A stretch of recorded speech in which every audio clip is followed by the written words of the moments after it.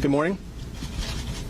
We're here today to announce 3 separate cases highlighting the ongoing threat posed by Chinese economic espionage and research theft in the United States. First, the arrest today of a Harvard University professor for lying about his participation in a Chinese foreign recruitment program. Second, this morning we have unsealed a separate indictment of a Chinese national working as a scientific researcher at Boston University who failed to mention on her visa application that she is also a lieutenant with the People's Liberation Army. Finally, this office has indicted another Chinese national for trying to smuggle vials of biological material out of the United States to China and lying about it to federal investigators. That defendant, whose entry to the United States had been sponsored by Harvard University, was a cancer researcher at a lab at the Beth Israel Deaconess Medical Center. So, this morning, the FBI arrested Dr. Charles Lieber, the chair of the Department of Chemistry and Chemical Biology at Harvard University, for making false statements regarding his involvement in China's Thousand Talents Plan and his affiliation with the Wuhan University of Technology. The complaint alleges that Dr. Lieber signed a contract with the Chinese university in Wuhan and was paid up to $50,000 per month, plus up to $158,000 in living expenses, and awarded more than $1.5 million to set up a research lab at the Chinese school and work there on researching nanotechnology. Lieber also joined China's Thousand Talents Plan, according to the complaint, a Chinese government-run program designed to entice scientists and researchers in the United States to share their research expertise with China.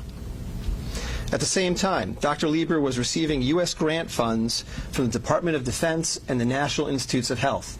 National Institutes of Health spends up to $39 million a year funding medical research in the United States. Those programs required Dr. Lieber to disclose if he was working with, including receiving funding from, any foreign power. When questioned, Lieber hid his involvement with the Chinese entities, including specifically disavowing any connection to China's Thousand Talents Plan.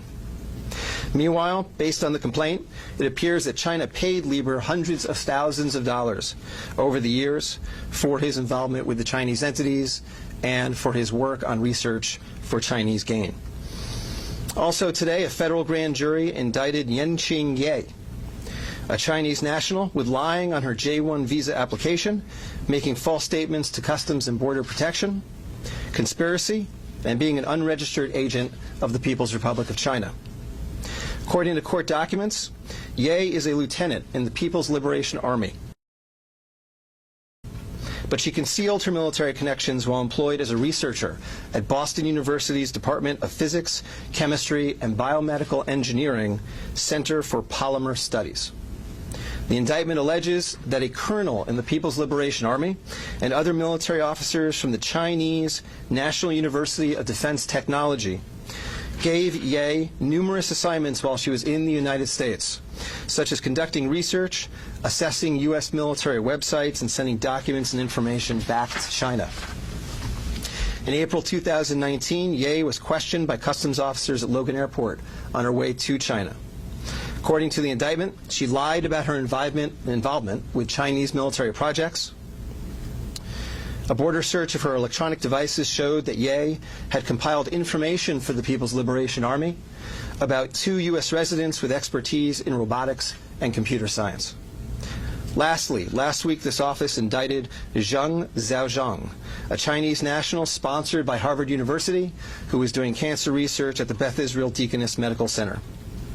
Zheng was charged with attempting to smuggle to Beijing vials of biological material, along with other research materials that he had stolen from the lab at the Beth Israel, where Zheng was working on cancer cell research. Before he boarded his flight, customs officers discovered 21 vials of biological material in a sock in his baggage. When confronted by the officers, Zheng initially lied and said he was not traveling with any biological or research materials. Chemistry, nanotechnology, polymer studies, robotics, computer science, biomedical research. This is not an accident or a coincidence. This is a small sample of China's ongoing campaign to siphon off American technology and know-how for Chinese gain. Recently, Attorney General Barr referred to China as this country's primary rival. Similarly, FBI Director Chris Wray recently told Congress that right now there is no country that poses a greater counterintelligence threat to the United States than China. Through the use of not only traditional intelligence officers, but academics, researchers, its own private citizens, China is engaged in a massive, long-term campaign to steal U.S. research and technology for its own uses. As demonstrated by these cases, on the academic side, the Chinese government uses partnerships and exchanges with U.S. schools and research institutions to access cutting-edge research and equipment. Obviously, most visiting Chinese academics and researchers are here to work in good faith in U.S. institutions, but some of them are not.